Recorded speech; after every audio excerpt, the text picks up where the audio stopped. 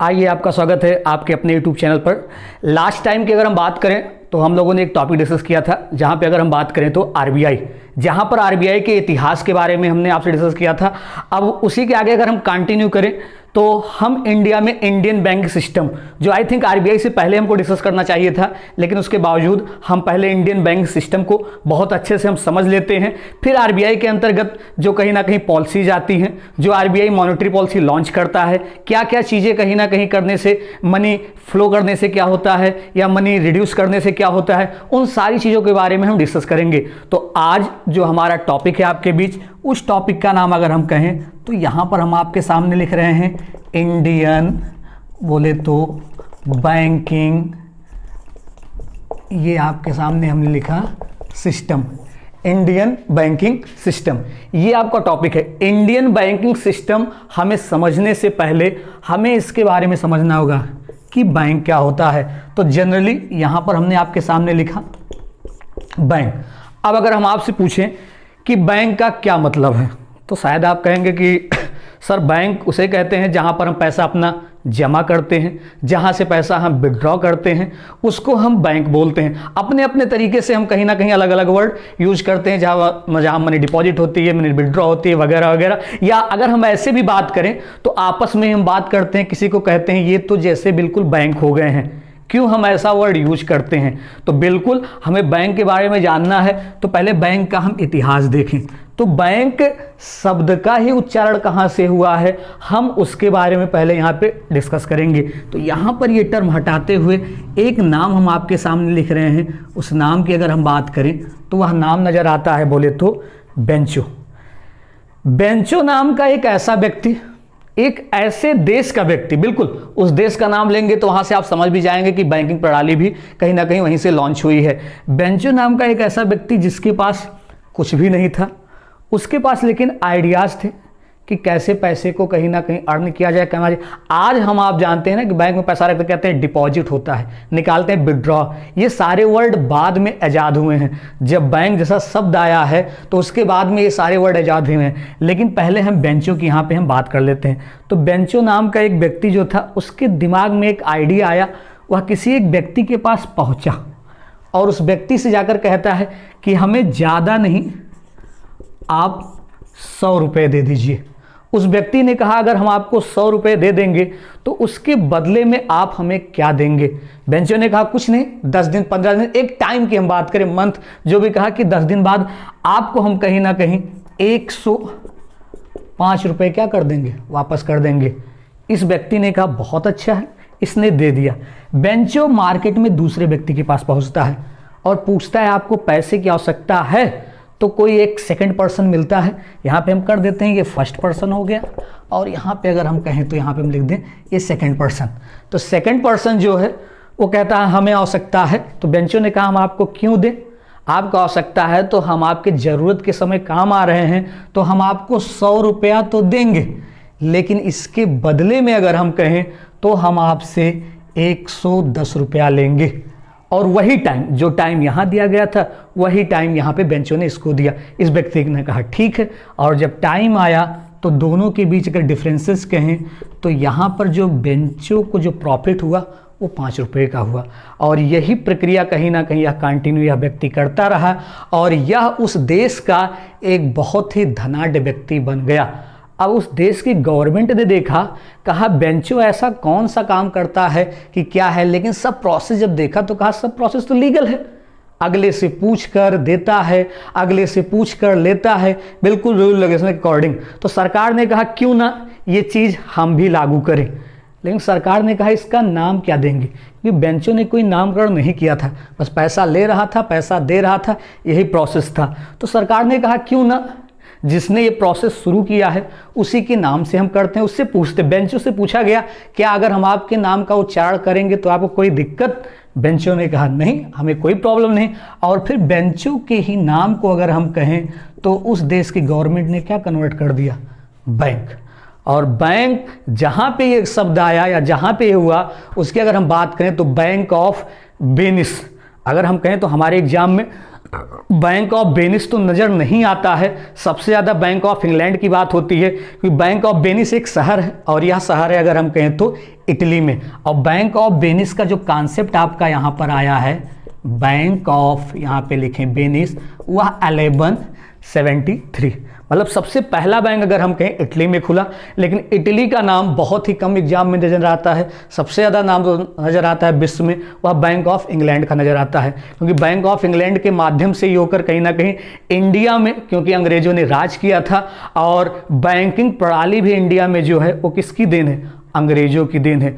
अंग्रेजों ने कुछ हमें दिया या नहीं दिया, लेकिन वो बैंकिंग प्रणाली हमें देकर गए और आज इंडिया में 90% जो बैंकिंग वर्क होते हैं, जैसा अंग्रेजों ने बताया, सारे रूल रेगुलेशन वही फॉलो होते हैं। केवल मैक्सिमम अगर हम कहें तो 10% हमने कहीं ना कहीं अमेंडमेंट किया है, वरना 90% सारे वर्क वही होते हैं। तो बिल्कुल पहले इतिहास के पॉइंट ऑफ व्यू से हम एक एक डेटा यहाँ पे मेंशन करेंगे, उसके बाद हम इंडियन बैंक सिस्टम में जाएंगे। जो आप सुनते हैं कि भारत में कहीं सुनते हैं पब्लिक सेक्टर बैंक है, कहीं पर आप सुनते हैं ये तो प्राइवेट बैंक है, कहीं आप सुनते हैं सर ये तो कोऑपरेटिव बैंक है, कहीं आप सुनते हैं ये क्षेत्रीय ग्रामीण बैंक है, कहीं सुनाई पड़ता है ये फॉरेन बैंक है। तो इन सब की डिफिनेशन हम जानेंगे और ये कौन कौन से बैंक हैं जो इंडिया में इतने रन कर रहे हैं। तो पहले कहीं ना कहीं इस पॉइंट को यहां से हम, ये केवल समझाने के लिए हमने लिखा है, यहां पर अब हम डेटा की बात करेंगे। डेटा की अगर हम बात करें तो पहला पॉइंट हमने यहां पे लिखा फर्स्ट बैंक ऑफ, ना लिखकर अगर कहें first bank in India. First bank in India कहने का मतलब है भारत में पहला बैंक। जब भारत में पहला बैंक अगर बोला जाएगा तो यहां पे जो नाम नजर आता है अगर हम कहें तो बैंक ऑफ बोले तो हिंदुस्तान, और ये ईयर जो नजर आता है 1770। एक थोड़ा सा स्पेस यहां हम छोड़ देते हैं क्योंकि इसके बारे में थोड़ा सा आगे हम डिस्कस करेंगे। देखिए इस शब्द का बहुत ही बड़ा रोल है। हमने कहा first bank in India, Bharat में पहला बैंक, और दूसरा स्टेटमेंट है पहला भारतीय बैंक। तो क्या दोनों सिमिलर वर्ड हैं? तो आई थिंक सीधा हमारा आंसर होना चाहिए कि नहीं, दोनों में जमीन आसमान का अंतर है। एक भारत में पूछ रहा है और एक दूसरा राष्ट्रीयता की बात हो रही है कि यहाँ के द्वारा उस बैंक को क्या किया गया हो, ओपन किया गया हो। तो इन चीज़ों को आपको ध्यान में रखना होगा। तो यहाँ पर अगर हम कहें फर्स्ट इंडियन बैंक, जब फर्स्ट इंडियन बैंक की अगर हम यहाँ पे बात करते हैं तो सीधा हमें यहाँ पे नज़र आता है PNB, पंजाब नेशनल बैंक। यहाँ पे अगर हम ईयर की बात करें तो 1894, यहाँ पे ये चीज़ें हमें नज़र आती हैं जो हमने आपके सामने लिखा। अब जस्ट नीचे अगला पॉइंट लिखने से पहले एक पॉइंट आप सुन लीजिएगा तो ज़्यादा यहाँ पे बेटर होगा। हमने कहा भारत में जो पहला बैंक ओपन हुआ था बैंक ऑफ हिंदुस्तान 1770। तो ऐसा नहीं था कि अंग्रेज़ों का शासन था तो अंग्रेज जो चाहते वो कर लेते थे, नहीं। 1600 में ईस्ट इंडिया कंपनी आई, धीरे धीरे उन्होंने व्यापार किया, धीरे धीरे हमारे ऊपर फिर 200-300 साल तक कहीं ना कहीं राज किया। ऐसा कुछ नहीं था। हमारे यहाँ आप जानते होंगे पहले रियासतें हुआ करती थी, बड़ी बड़ी रियासतें, जो आज भी कोई भी काम इंसान करता है तो लोग कहते हैं ये तो काम अंग्रेज़ों वाला कर रहे हैं। अंग्रेज़ों का कॉन्सेप्ट था फूट डालो राज करो, कहने का मतलब वो रियासतों को खुश रखते थे और छोटे लोगों पर अपना शासन करते थे। तो कुछ भी उन्हें लॉन्च करना होता था वो पहले रियासतों से पूछते थे और रियासतें जाकर कहीं ना कहीं उनको जब अप्रूवल देती थी तो वह कहीं ना कहीं बैंक को ओपन करते थे। तो बैंक ऑफ हिंदुस्तान ओपन होने से पहले इंग्लैंड में बैंक ओपन हो चुका था 1600 के करीब में। वहाँ पर फिर इंग्लैंड ने सोचा जहाँ जहाँ हम राज कर रहे हैं क्यों ना वहाँ पे भी बैंक ओपन किया जाए। तब यहाँ पे जिसके द्वारा ये ओपन करवाया गया, यहाँ पे नाम कई बार एग्जाम में आता है, तो यहाँ अगर हमने इसीलिए पॉइंट छोड़ा था अलेक्जेंडर कंपनी। पूछा जाता है किस कंपनी के द्वारा बैंक ऑफ हिंदुस्तान ओपन किया गया था, तो अलेक्जेंडर कंपनी के द्वारा। लेकिन यहाँ पे एक शर्त रखी गई थी क्योंकि यह अंग्रेजों के द्वारा ओपन किया गया था बैंक ऑफ हिंदुस्तान। यहाँ बड़ी रियासतों ने कहा, शर्त क्या, अंग्रेजों ने स्वयं कहा कि ठीक है हम हट जाएंगे, कुछ वर्ष के लिए ओपन करने दीजिए। तो 1813 में जहाँ ईस्ट इंडिया कंपनी का शासन भी समाप्त होता है 1813 में, वहीं पर कहीं ना कहीं फिर बैंक ऑफ हिंदुस्तान के एबॉलिश होने का कॉन्सेप्ट वहाँ से शुरू होता है। लेकिन जब बैंक तो हट जाता है लेकिन अंग्रेजों के मन में लालच आ जाती है। लालच ये आ जाती है कि कहीं ना कहीं बैंकिंग तो बहुत अच्छा सिस्टम है, इसमें 1 गुना नहीं, 2 गुना नहीं, 10 गुना नहीं, 20-20 गुना फ़ायदा था। तो अंग्रेज़ों ने कॉन्सेप्ट लगाया साम दाम और भेद, क्योंकि बड़ी रियासतों के ऊपर दंड का उपयोग नहीं कर सकते थे, क्योंकि उससे कहीं ना कहीं उन्हें ही ज़्यादा प्रभाव पड़ता। बहुत प्रयास किया, लेकिन वो कहीं ना कहीं नहीं माने। और जब नहीं माने तो एक पॉइंट जो एग्जाम में आपको पूछा जाता है फर्स्ट लिमिटेड बोले तो लायबिलिटीज बैंक। और जब फर्स्ट लिमिटेड लायबिलिटीज बैंक की बात आती है, पहला सीमित दायित्व वाला बैंक, तो यहाँ सीधा जो नाम नज़र आता है अगर हम कहें तो अवध कॉमर्शियल बोले तो बैंक 1881, ये पहला लिमिटेड लायबिलिटीज बैंक था। कहने का यहाँ पर हमारा सेंस है कि यहाँ शेयर अगर कहें तो अंग्रेज़ों का भी था, बड़ी रियासतों का भी था। जितना लगाते, अगर 50% शेयर लगाया तो आधा फ़ायदा उनका, आधा फ़ायदा उनका, तो इस पर बड़ी रियासतें मान गई। अब एक और इतिहास के ही पन्ने से जो बहुत तरीके से एग्ज़ाम में पूछा जाता है, जिसको कहा जाता है यहाँ पर कहें ओल्डेस्ट बैंक इन इंडिया, या हम इसी को ऑब्लिक करके कहें तो फर्स्ट पब्लिक सेक्टर बैंक, या इसी को कहे फर्स्ट नॉन प्रेसिडेंसी बैंक। ऐसे कई वर्ड और भी इसमें हम यूज कर सकते हैं, या oldest bank in India, first public sector bank, first non presidency bank. तो इन तीनों के पॉइंट अभी पे अगर हम कहें तो हमारा जो नाम नज़र आता है उसको हम कहते हैं इलाहाबाद बैंक, जो यहाँ पर ईयर नज़र आता है 1865। अब नीचे नाम हमने एक पब्लिक सेक्टर दिया है, इसके बारे में हमें जानना है कि पब्लिक सेक्टर बैंक होता क्या है। तो आप पहले नोट डाउन कर लीजिए, उसके बाद या तो आप पॉज करके कहीं ना कहीं लिख लीजिएगा। इसको हम मिटा रहे हैं। अब इंडियन बैंक सिस्टम की यहाँ पे हम बात कर रहे हैं। तो ये आपका थोड़ा सा इतिहास है कि पहला करके कॉन्सेप्ट पूछा जाता है कि पहला बैंक कौन सा था, क्या था। अब इंडियन बैंक सिस्टम सबसे ऊपर हमने लिखा है। तो अगर हम कहें इंडिया में बैंकों की सबसे एपेक्स बॉडी कोई नज़र आती है तो आई थिंक सीधा नाम नज़र आएगा RBI, reserve bank of India. अब आरबीआई के बाद जस्ट नीचे अगर हम बात करें तो आपने नाम सुना होगा शेड्यूल और नॉन शेड्यूल बैंक, मतलब अनुसूची और गैर अनुसूची बैंक। अगर इंडिया में नॉन शेड्यूल की बात करें, पूछा जाता है एग्जाम में नॉन शेड्यूल बैंक कितने हैं, शेड्यूल बैंक कितने हैं, तो I think non schedule bank की संख्या सीधा अगर आप कहें तो आप 0 बोल सकते हैं। जो भी इंडिया में जितने भी बैंक हैं वह सब शेड्यूल बैंक हैं। 2008 के पहले अगर हम कहें तो JK जम्मू एंड कश्मीर का एक बैंक था, लेकिन वो भी कहीं ना कहीं शेड्यूल बैंक को फॉलो करने लगा और वह भी कहीं ना कहीं शेड्यूल बैंक में कन्वर्ट हो गया। तो यहाँ पर अगर हम कहें तो हमने लिखा शेड्यूल बैंक्स। शेड्यूल बैंक की अगर हम बात करें तो शेड्यूल बैंक एग्जाम में पूछा भी जाता है। बहुत ही मोस्ट इंपॉर्टेंट पॉइंट है ये कि शेड्यूल बैंक का कॉन्सेप्ट क्या है। कहने का मतलब शेड्यूल बैंक किसे कहते हैं, उसके डेफिनेशन क्या है। तो पहला पॉइंट यहाँ पर अगर हम कहें तो आरबीआई एक्ट 1934, जो आरबीआई एक्ट 1934 को फॉलो करता है वह शेड्यूल बैंक के अंतर्गत कहीं ना कहीं आता है, जो भी आरबीआई एक्ट 1934 को फॉलो करेगा। फिर यहाँ पे दूसरा पॉइंट अगर हम कहें तो जैसे किसी एक्ट में एक ही सेक्शन थोड़े ना होता है, तो कई बार ऑप्शन में आता है 2, 3, 4, 5, तो यहाँ राइट आंसर 2 होगा। लेकिन कई बार 2 ही ऑप्शन आता है, लेकिन A, B, C, D, E मतलब सेक्शन के अंदर सब सेक्शन भी वहाँ पे मेंशन होता है। तो यहाँ अगर हम कहें तो सेक्शन 2E के अंतर्गत होता है। और तीसरा पॉइंट अगर यहाँ कहें तो मिनिमम कैपिटल जो पूछा जाता है वह मिनिमम कैपिटल उस बैंक का कितना होना चाहिए, 5 लाख रुपए।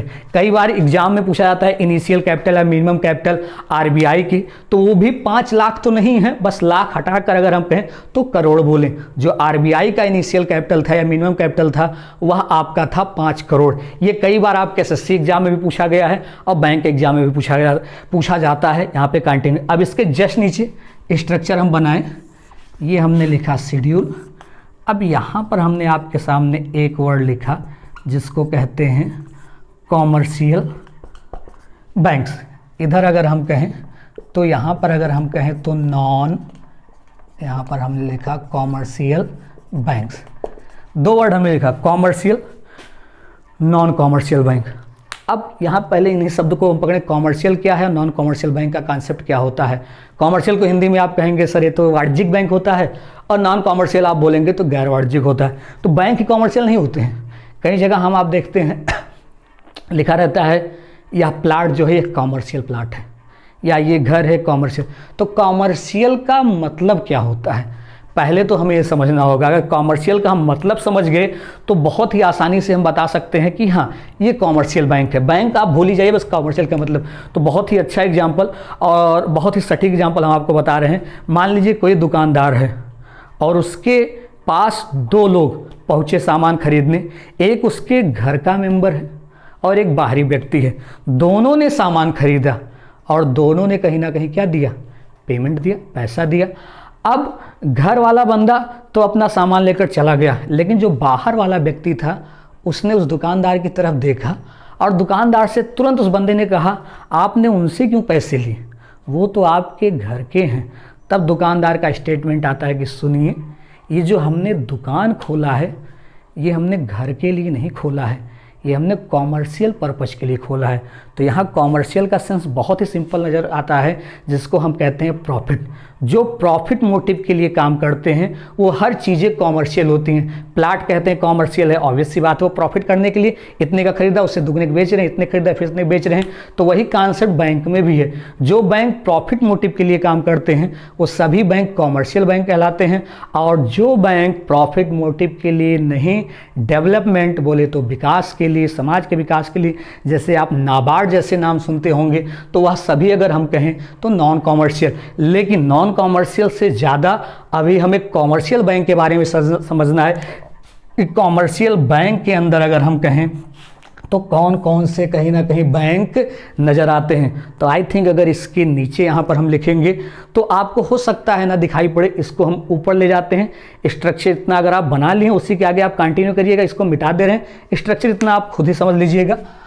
और इस पॉइंट को अगर यहाँ पर हम मिटा दें तो ये, हाँ, ये यहाँ पर हमने लिखा कॉमर्शियल बोले तो बैंक्स, कॉमर्शियल बैंक्स। अब कॉमर्शियल बैंक में हमने कहा जो प्रॉफिट मोटिव की अगर हम बात करें तो आपने सुना होगा पीएसबी सफिक्स, जिसको कहते हैं पब्लिक सेक्टर बैंक्स आते हैं।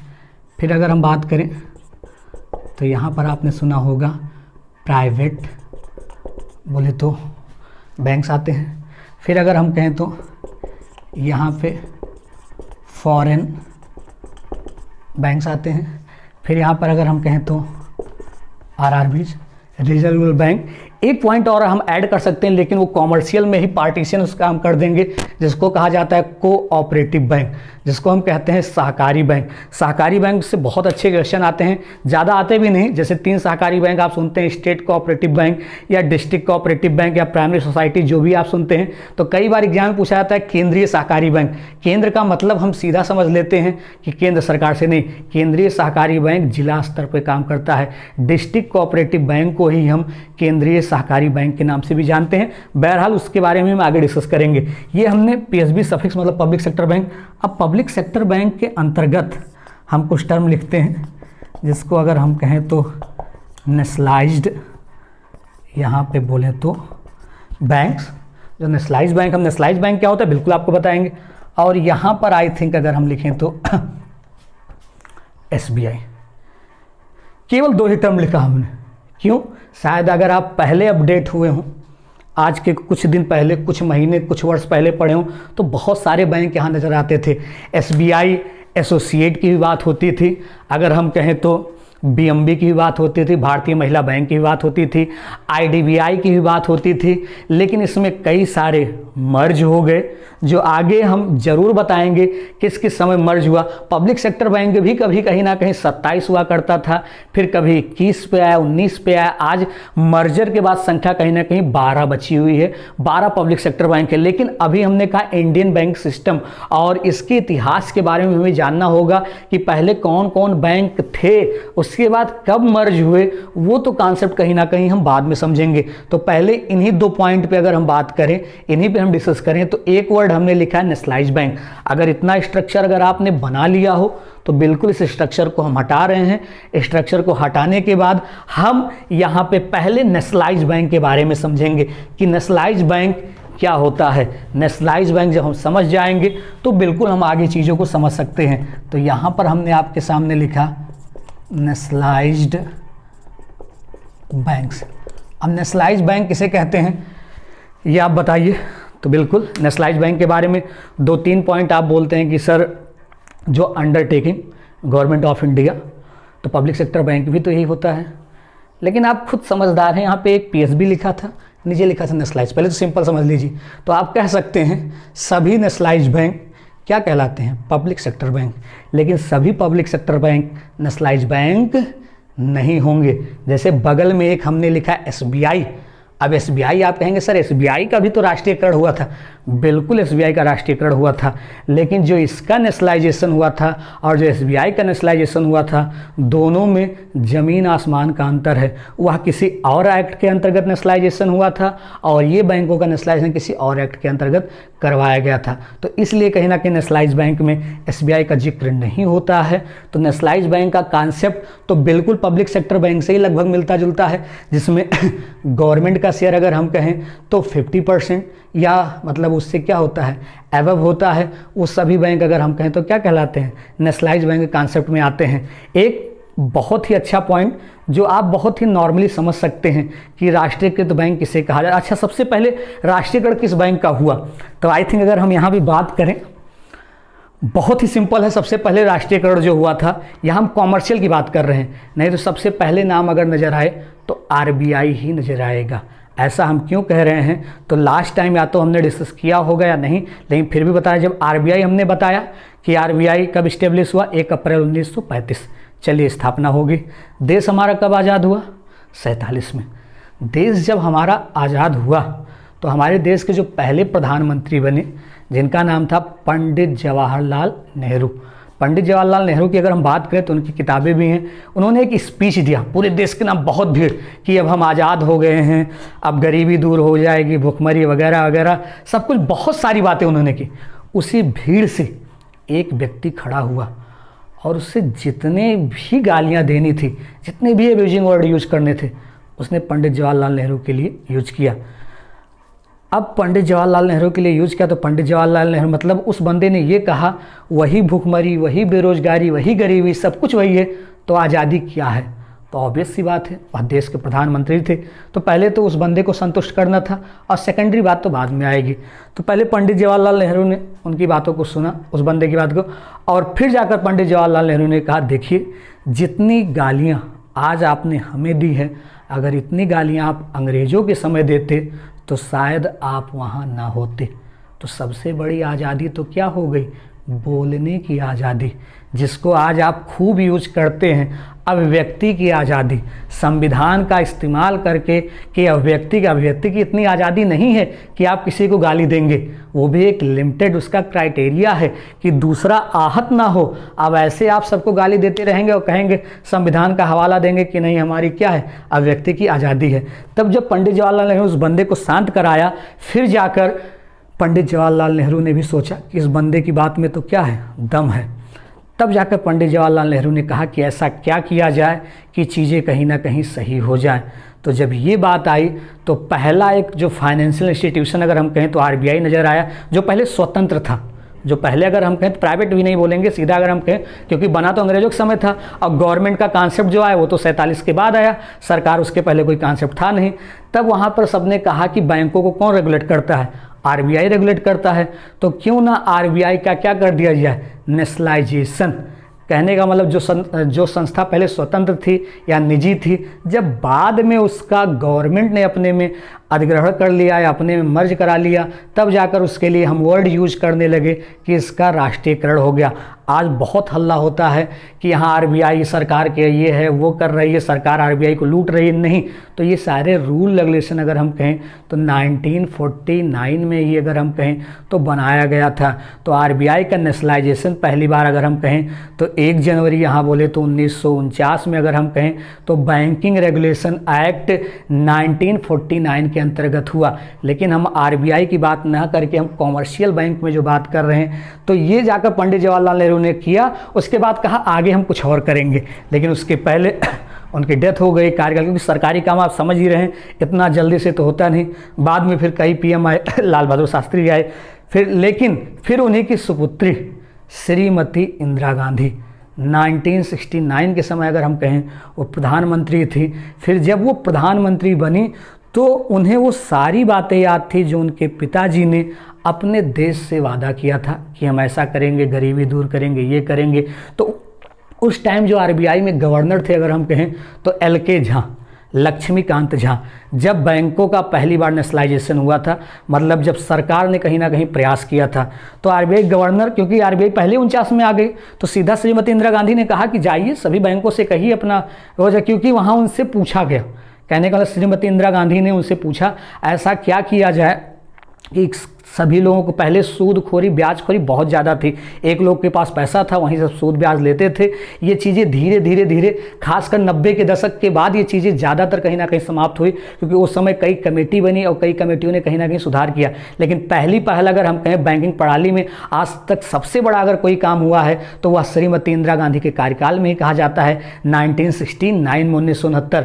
तो वहाँ श्रीमती इंदिरा गांधी ने सीधा गवर्नर को आदेश दिया कि आप बैंकों को देखिए जैसे आपको करना है। तो श्रीमती इंदिरा गांधी को वहाँ LK झा ने ये बताया कि जैसे आपने हमें अपने अंडर में किया, ऐसे ये 14 बड़े बैंक हैं, इनको भी अपने अंडर में कर लीजिए, फिर आपके अकॉर्डिंग, क्योंकि हमारे पास इतनी पावर नहीं है कि हम ज़बरदस्ती करें। आज आप देखते हैं कि बैंक इतना सा भी गलती करता है तो आरबीआई के पास इतनी ताकत है, इतने अमेंडमेंट हुए संविधान में या हम कहें संसद में कि वो लाइसेंस तक रद्द कर सकता है बैंक का। फिर वो अलग बात है कि बैंक कोर्ट में जाए क्या करे, लेकिन 69 के समय इतना पावर नहीं था। लेकिन तब भी आरबीआई के गवर्नर गए और उन 14 बड़े बैंकों से बात की, लेकिन सीधा वो 14 बड़े बैंक डिनाई कर गए कि ना, हमें किसी की गुलामी नहीं करनी है। पहले अंग्रेजों ने हमारे ऊपर शासन किया, अब आप हमारे ऊपर शासन करना चाहते हैं।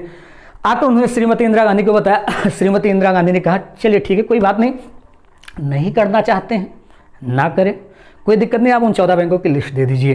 तो श्रीमती इंदिरा गांधी ने उनके लिस्ट ले लिए और रातों रात हम कह सकते हैं उन सभी बैंकों के शेयर खरीदना स्टार्ट किए। उन सभी 14 बैंकों में गवर्नमेंट के शेयर या तो 51% हो गए या तो अगर हम कहें क्या हो गए, उससे एबव हो गए, उन सभी 14 बैंक्स में।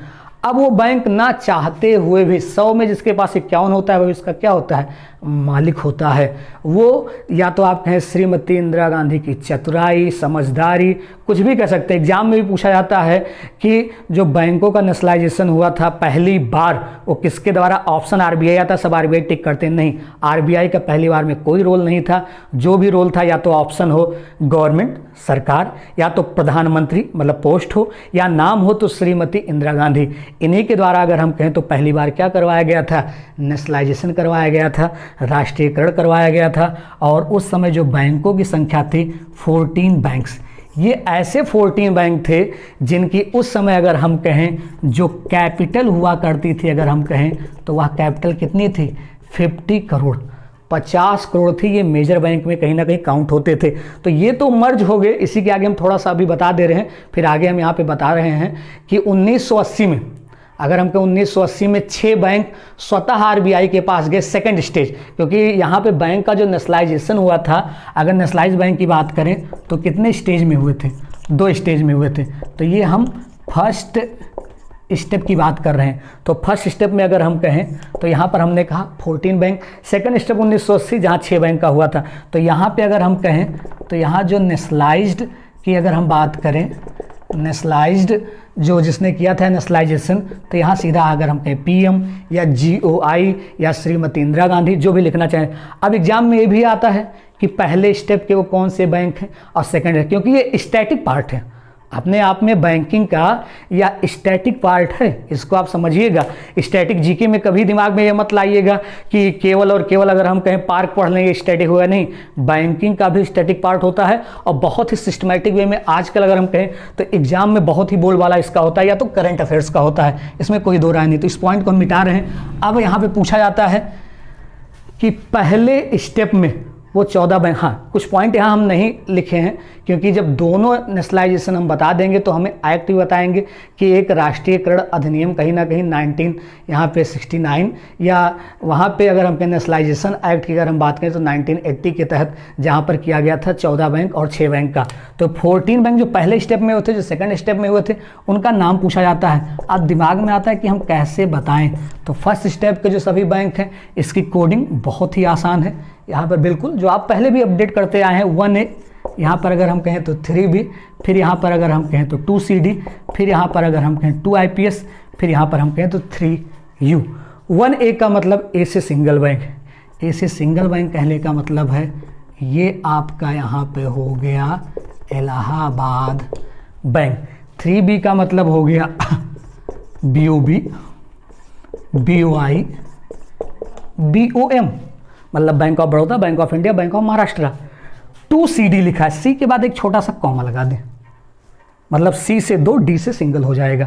तो एक तो यहाँ पे अगर हम ऐसे लिखना चाहें, हाँ वो भी लिख सकते थे जो लिख रहे थे केनरा बैंक, और दूसरा अगर हम कहें तो CBI, CBI बोले तो सेंट्रल बैंक ऑफ इंडिया, और एक टर्म जो डी है, डी फॉर अगर हम कहें तो यह आपका क्या हो गया, देना बैंक हो गया। फिर हमने लिखा 2IPS, आई के आगे थोड़ा सा कॉमा, मतलब आई से 2 बैंक, पी से सिंगल, एस से सिंगल। तो एक हो गया IB इंडियन बैंक, और एक आपका हो गया IOB Indian overseas bank. P का मतलब जो वर्तमान में भी वो बैंक नज़र आते हैं, पंजाब एंड सिंध बैंक और PNB, लेकिन पहले स्टेप में जिसका हुआ था वह आपका है PNB, बोले तो पंजाब नेशनल बैंक।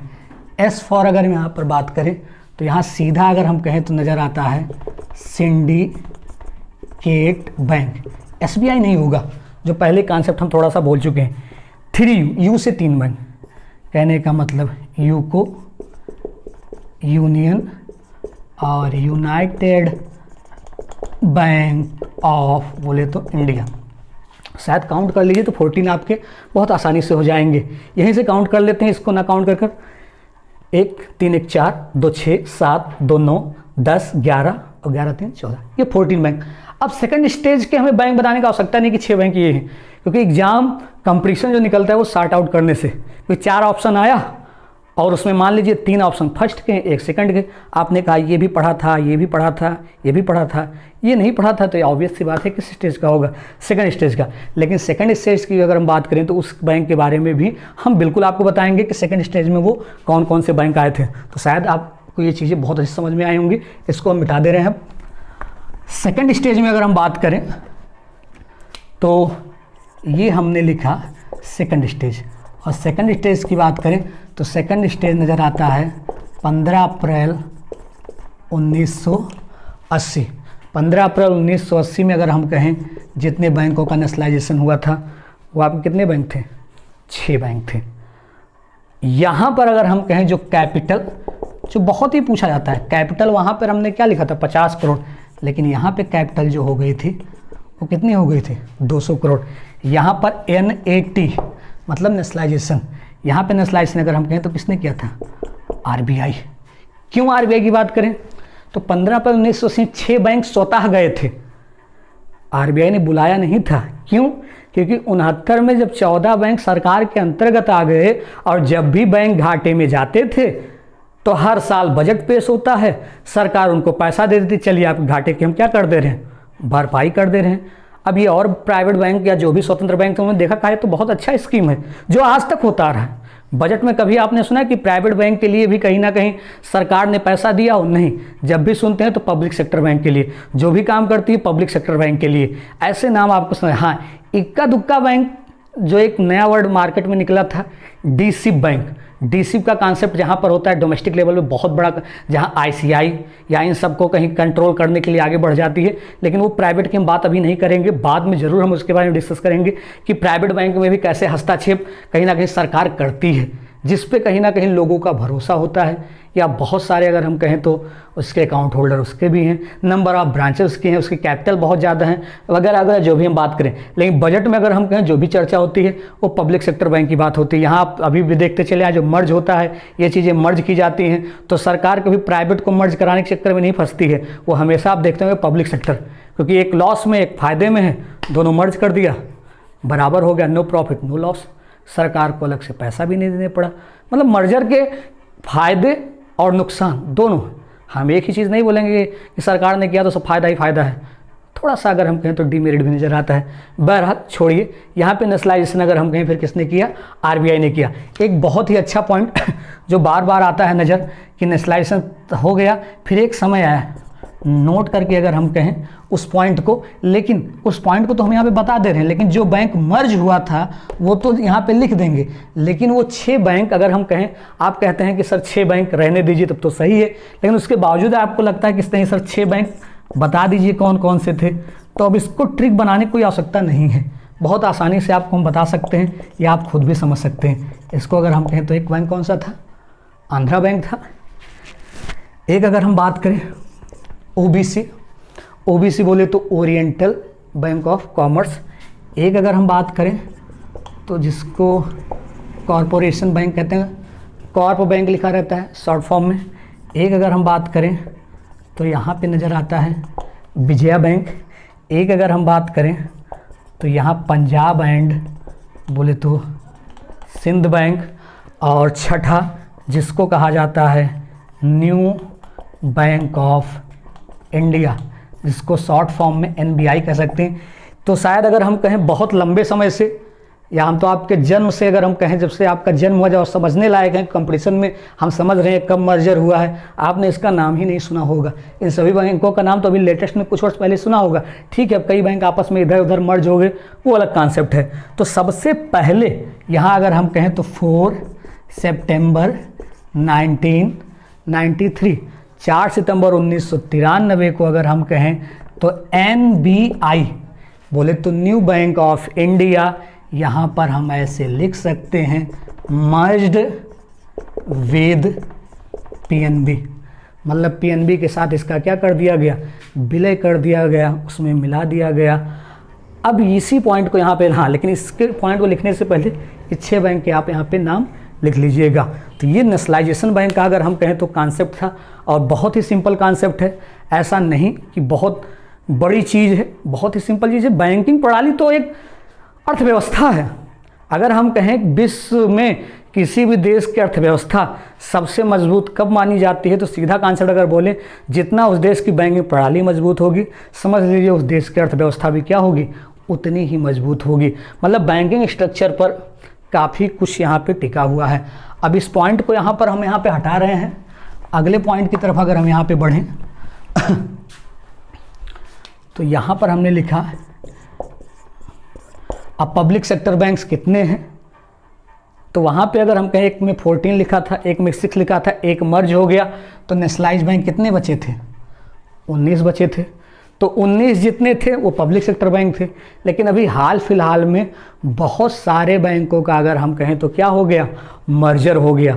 तो सबका यहाँ पर हमें इतिहास बिल्कुल जानना पड़ेगा, लेकिन उससे पहले डायरेक्ट अगर हम लिख दें तो वर्तमान में जो पीएसबी बैंक की संख्या वो कितनी है, 12 बैंक है। इतिहास अगर बताएंगे तो बहुत ही इतिहास बताना पड़ेगा। कहने का मतलब है जैसे एसबीआई यहाँ पर हमने लिखा, तो पहले एक दौर था कि एसबीआई क्या होता था, एसोसिएट भी होता था, एसबीआई के सहायक बैंक भी हुआ करते थे।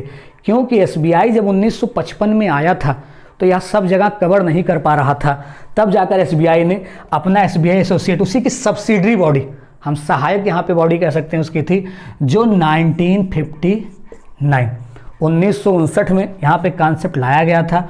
और 1959 में अगर हम बात करें जो एसबीआई एसोसिएट खोले गए थे, वो कितने खोले गए थे, 8 खोले गए थे।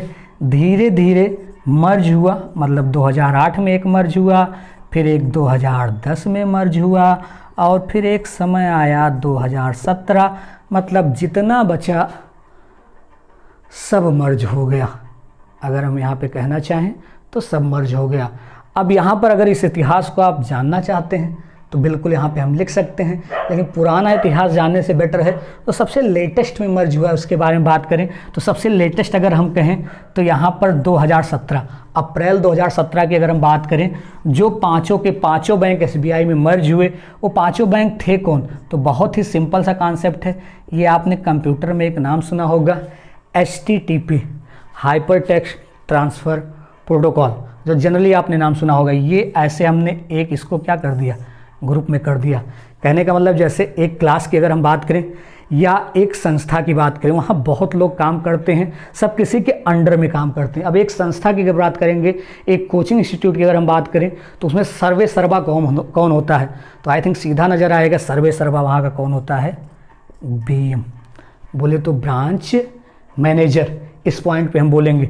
तो बस यही आपके जो बैंक थे जो सब मर्ज हुए हैं, एक टी हटा दीजिए, कोई भी एक टी। यहाँ पे जो मर्ज हुआ सबसे लेटेस्ट में स्टेट बैंक ऑफ बोले तो हैदराबाद, स्टेट बैंक ऑफ बोले तो यहाँ पे ट्रावनकोर, स्टेट बैंक ऑफ यहाँ बोले तो पटियाला, स्टेट बैंक यहाँ पे बोले तो बीकानेर एंड जयपुर, और स्टेट बैंक ऑफ यहाँ पे अगर हम बोले तो मैसूर। और लास्ट में 2008 में एक मर्ज हुआ था सौराष्ट्र, और 2010 में एक मर्ज हुआ था इंदौर, और उसके बाद ये पांचों बैंक अगर हम कहें तो एक साथ में मर्ज हो गए। इसी के साथ में एक और मर्ज हुआ है जब 2017 में, जहाँ पे नाम आता है BMB बोले तो भारतीय महिला बैंक, जो 2013 में श्रीमती इंदिरा गांधी के पुण्यतिथि के उपलक्ष्य में अगर हम कहें तो 19 नवंबर को अगर हम कहें तो इसका उद्घाटन किया गया था। जहाँ पे कई बार अभी तो इतिहास हो गया, इतिहास से भी क्वेश्चन आते हैं एक दो पॉइंट, लेकिन सबसे ज़्यादा करंट सिनेरियो होता है, जो करंट में कहीं ना कहीं मर्जर कॉन्सेप्ट होता है, उसी से ये सारी चीज़ें पूछी जाती हैं। चलिए इतना पहले आप अपडेट करिए तो ज़्यादा बेटर होगा। Private bank, foreign bank, RRB, ये तीनों कहीं ना कहीं कम से कम आपको नहीं ज़्यादा तो 60 मिनट 60 मिनट आपको देने पड़ेंगे, तो ये तीनों चीज़ें आपको समझ में आएंगी। शायद आपको इतना समझ में आया होगा। चलिए अगली क्लास आगे हम डिस्कस करते हैं। Thank you.